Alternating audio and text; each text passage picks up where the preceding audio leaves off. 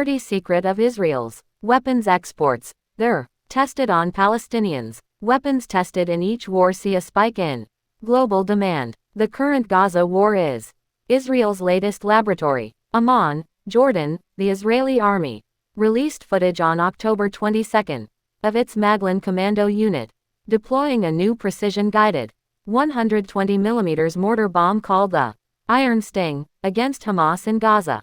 The bomb's Haifa-based manufacturer, Elbit Systems, has been advertising its qualities on the public relations page of its website since March 2021, when it was integrated into the Israeli military.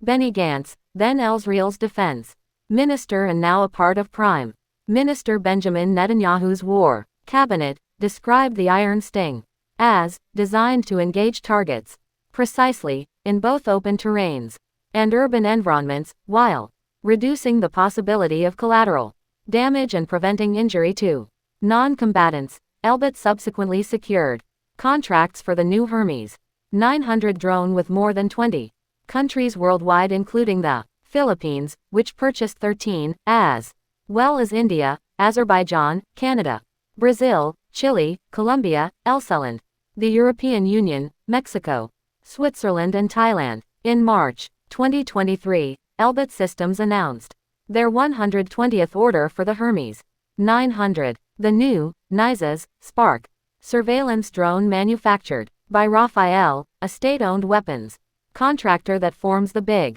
three of Israel's arms industry, with IAL and Elbit, has reportedly now entered the current Gaza war. Rafael has an order backlog which currently stands at $10.1 billion. New weapons test in Gaza 2023. Ashraf al-Qudra, spokesperson for the Ministry of Health in Gaza, last week said in a press statement that medical teams in the enclave had observed severe burns on the bodies of Palestinians who were killed and wounded by Israel's bombs. Whether caused by an unknown weapon or not, is something they have not seen in previous conflict.